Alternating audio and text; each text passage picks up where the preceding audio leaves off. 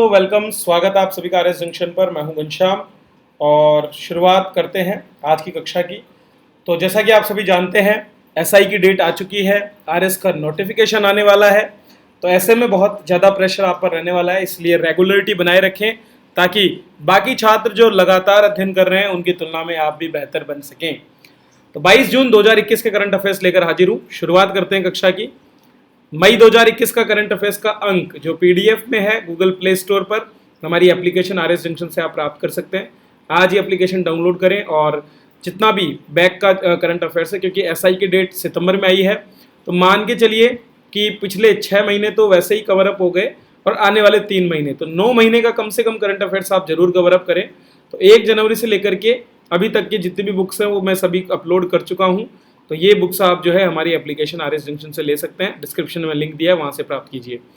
इसके अलावा आरएस के लिए इंडियन और राजस्थान पॉलिटी का कोर्स अवेलेबल है हमारी एप्लीकेशन पर, वो भी आप देख सकते हैं। एसआई के लिए हिंदी का कोर्स भी वहाँ पर है, कंप्लीट कोर्स, तो उस पर अभी हमारा डिस्काउंट भी चल रहा है। तो एसआई 2021 ये कोड आप यूज कर सकते हैं, जिसमें आपको सीधा सीधा जो है 30% का डिस्काउंट मिलेगा और वो कोर्स जो 999 का है अब केवल 699 में आपको वहाँ पर अवेलेबल हो जाएगा। चलिए तो शुरुआत करते हैं, आगे बढ़ते हैं। पहला प्रश्न आज का क्रिकेट से जुड़ा हुआ दोस्तों। जो वर्ल्ड क्रिकेट चैंपियनशिप है उसका फाइनल मैच चल रहा है भारत और न्यूजीलैंड के बीच, और इस मैच में भारतीय खिलाड़ी ईशांत शर्मा ने बेहतरीन प्रदर्शन किया और इसी के साथ वे 200 या इससे ज्यादा विदेशी भूमि पर विकेट चटकाने वाले भारत के चौथे गेंदबाज बन गए। किसमें? टेस्ट मैच में। तो ईशांत विदेशी सरजमी पर 200 या इससे ज्यादा विकेट चटकाने वाले भारत के चौथे गेंदबाज हैं। आईसीसी विश्व टेस्ट चैंपियनशिप के फाइनल में न्यूजीलैंड के खिलाफ इन्होंने ये सफलता हासिल की। ईशांत शर्मा ने अपने टेस्ट करियर की 304वीं विकेट हासिल की जब उन्होंने डेवन कॉनवे को मोहम्मद शमी के हाथों कैच आउट कराया। उनसे पहले कपिल देव, अनिल कुंबले और जहीर खान, ये 3 ऐसे गेंदबाज हैं जिन्होंने टेस्ट क्रिकेट में विदेशी सरजमी पर या विदेशी ग्राउंड पर 200 या इससे ज्यादा विकेट चटकाने का कमाल किया है, रिकॉर्ड अपने नाम किया है। इस नाम में अब ईशांत शर्मा का नाम भी जुड़ गया है। विदेशी सरजमी पर भारत की तरफ से सबसे ज्यादा विकेट चटकाने वालों में है अनिल कुंबले, जिन्होंने 269 बल्लेबाजों को शिकार बनाया। कपिल देव की बात करें तो उन्होंने 215 खिलाड़ियों को आउट किया है, जबकि जहीर खान ने 207 खिलाड़ियों को आउट करके रिकॉर्ड अपने नाम किया। चलिए अगले प्रश्न की ओर बढ़ते हैं। प्रतिष्ठित सेंट्रल यूरोपीय यूनिवर्सिटी ओपन सोसाइटी पुरस्कार दिया गया है हाल ही में भारत की एक मंत्री को, जिनका नाम है के शैलजा। ये एक राज्य की स्वास्थ्य मंत्री हैं और उस राज्य का नाम है केरल। तो केरल में कोविड-19 से जो है सामना करने के लिए, कोविड-19 को नियंत्रित करने के लिए इनके द्वारा किए गए प्रयास जो है उनको सम्मानित किया गया है और इन्हें ये पुरस्कार दिया गया है। हर साल असाधारण पहचान वाले ऐसे व्यक्ति को ओपन सोसाइटी पुरस्कार दिया जाता है जिसने सोसाइटी के आदर्श के लिए काम किया हो। भारत के राज्य केरल की स्वास्थ्य मंत्री और सार्वजनिक स्वास्थ्य सेवा के लिए समर्पित कर्मचारी के रूप में के शैलजा ने दुनिया को यह दिखाया कि दृढ़ संकल्प वाला नेतृत्व, समुदाय आधारित सार्वजनिक स्वास्थ्य और प्रभावी संपर्क से जान भी बचाई जा सकती है, वो भी कोविड-19 जैसी भयंकर महामारी के समय। दोस्तों, हाल ही में एक रिपोर्ट जारी की गई है जिसके अंतर्गत पूरे विश्व भर में फॉरेन डायरेक्ट इन्वेस्टमेंट के बारे में जानकारी प्रदान की गई है। तो वर्ष 2020 के दौरान जो है सबसे अधिक प्रत्यक्ष विदेशी निवाह अंतर प्रवाह मतलब इनफ्लो, अर्थात जो फॉरेन डायरेक्ट इन्वेस्टमेंट जो है एफडीआई, वो कहाँ पर सबसे ज्यादा इनफ्लो हुआ है, किस देश को सबसे ज्यादा फॉरेन डायरेक्ट इन्वेस्टमेंट मिला है, वो देश कौन सा है? अमेरिका। अमेरिका टॉप पर रहा है और भारत ने भी अपनी रैंकिंग में सुधार करते हुए इसमें 5वां स्थान प्राप्त किया है। तो संयुक्त राष्ट्र संघ की एक रिपोर्ट है, यूनाइटेड नेशंस ने वर्ल्ड इन्वेस्टमेंट रिपोर्ट 2021 जो है वो रिलीज की है और इस रिपोर्ट के अनुसार जो है 2020 में फॉरेन डायरेक्ट इन्वेस्टमेंट में भारत ने $64 बिलियन जो है वो प्राप्त किया है। भारत दुनिया भर में एफडीआई प्रवाह का 5वां सबसे बड़ा प्राप्तकर्ता देश बन गया है। तो भारत जो है 5वें नंबर पे यहाँ पर आ गया है। यह रिपोर्ट व्यापार और विकास पर संयुक्त राष्ट्र सम्मेलन अर्थात अंकटाड जो है उसके द्वारा जारी की गई है। 2020 में एफडीआई का जो इनफ्लो था वो 2019 के, मतलब ओवरऑल वर्ल्ड की बात कर रहा हूँ, टोटल वर्ल्ड की मैं बात कर रहा हूँ, तो पूरे वर्ल्ड में 2019 के $1.5 ट्रिलियन से 35% घट करके 1 ट्रिलियन अमेरिकी डॉलर हो गया है। तो इस पूरी कक्षा पर मैं एक वीडियो भी बनाऊंगा जो आपको इस जगह पर मिलेगा, ठीक है। इसका लिंक मैं यहाँ पर शेयर कर दूंगा आने वाले टाइम में, तो जब भी आपको मिले आप उसे पढ़ सकते हैं। एफडीआई प्रवाह 2019 के 1.5 ट्रिलियन डॉलर से 35% घट करके 1 ट्रिलियन हो गया। मतलब सीधी सीधी जो है 1/3 की घटत यहाँ पर हुई है, क्योंकि कोरोना की स्थिति में जो है एफडीआई जैसे मुद्दों पर ध्यान देने की बजाय लोगों का जीवन बचाने पर देशों का जो है फोकस रहा था। इस रिपोर्ट के अनुसार भारत में 2020 में एफडीआई 27% बढ़ा है और 64 अरब डॉलर हो गया है। सूचना और संचार प्रौद्योगिकी क्षेत्रों में एफडीआई में सबसे ज्यादा वृद्धि देखी गई है।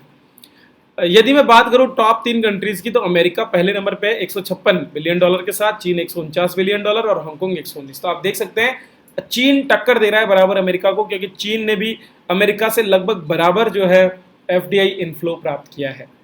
एफडीआई आउटफ्लो की बात करें, मतलब किसी देश से कितना पैसा बाहर गया एफडीआई के रूप में, तो भारत को दुनिया के शीर्ष 20 अर्थव्यवस्थाओं में 12 बिलियन डॉलर के साथ 18वें नंबर पर रखा गया है। चीन 139, लग्जमबर्ग 127 और जापान 116 बिलियन डॉलर के साथ टॉप 3 पोजीशंस पर है, जहां से एफडीआई आउटफ्लो भी हुआ है।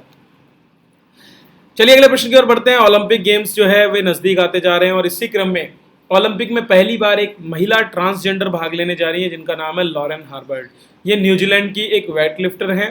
दरअसल पहले ये पुरुष वर्ग में खेला करती थी, लेकिन हाल ही में जो है ओलंपिक के नियमों में एक बदलाव हुआ है और ये कहा गया है कि जिन महिलाओं में टेस्टोस्टेरोन, जिन ट्रांसजेंडर में टेस्टोस्टेरोन जो कि पुरुषों के लिए उत्तरदायी, पुरुषों के गुणों के लिए उत्तरदायी एक हार्मोन माना जाता है, इसकी मात्रा एक निर्धारित लेवल से कम पाई जाती है, ठीक है, इससे कम पाई जाती है, तो उन्हें महिला कैटेगरी में खेलने का मौका मिलेगा। तो यहाँ पर इसीलिए चूंकि इनमें कैटेगरी में इनमें कम पाई गई, तो इनको महिला कैटेगरी में खेलने का मौका मिला है। लॉरेन को क्वालिफाइंग योग्यता में संशोधन के बाद वुमेन टीम में जगह मिली। वे 87 किलो वेट में भाग लेंगी। लॉरेन 2013 से पहले पुरुषों की प्रतिस्पर्धा में भाग लेते थे। आईओसी ने ट्रांसजेंडर को 2015 में वुमेन टीम में निर्धारित मात्रा से टेस्टोस्टेरोन हार्मोन नीचे होने पर वुमेन टीम से खेलने की इजाजत दे दी थी। टेस्टोस्टेरोन अगर ज्यादा हो तो मांसपेशियां मजबूत होती है और इसीलिए पुरुष जो है महिलाओं की तुलना में ज्यादा शक्तिशाली होते हैं।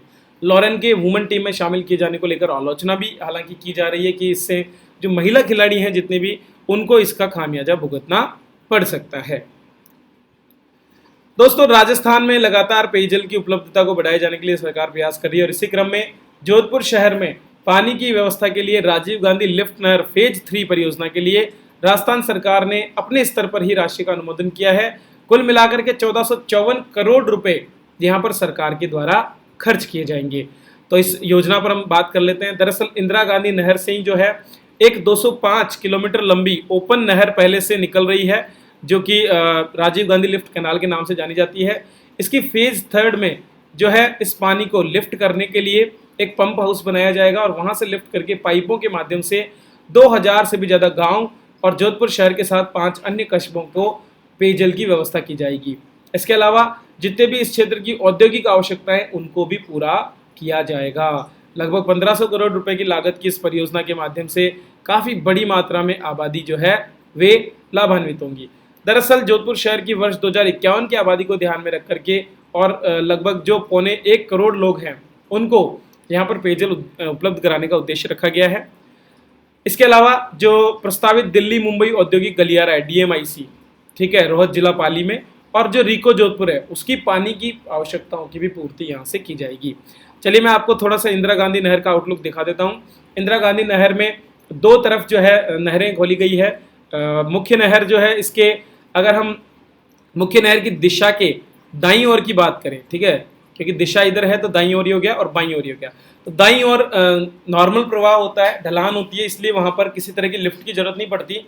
लेकिन अगर हम बात करें पूर्वी राजस्थान की ओर के हिस्से की, तो यहाँ पर चूंकि ऊंचाई वाला क्षेत्र होने के लिए पानी को पहले एक स्तर पर उठाया जाता है और उसके बाद नहर के माध्यम से भेजा जाता है।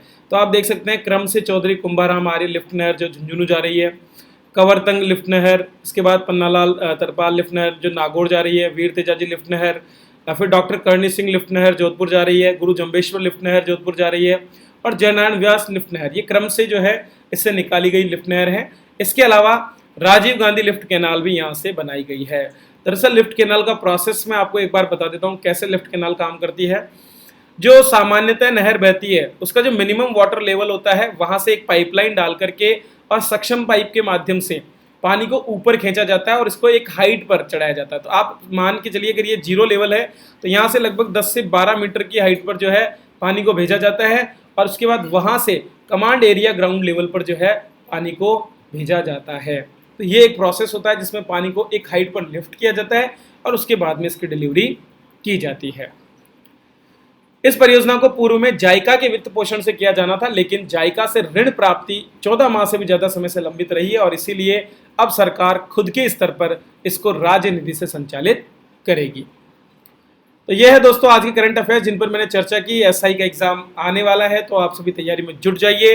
वीडियो कैसा लगा ये आप मुझे बताएं कमेंट करके, लाइक करें वीडियो को, शेयर करें दोस्तों के साथ और हमारे हिंदी के कोर्स में जो ऑफर है उसका लाभ उठाएं। कोड याद रखें SI 2021 जिससे आपको मिलेगी सीधी 30% की डिस्काउंट और आज ही इस कोर्स को ज्वाइन करें और अपनी तैयारी को आगे बढ़ाएं। चलिए मिलता हूं अगले वीडियो में, तब तक के लिए धन्यवाद।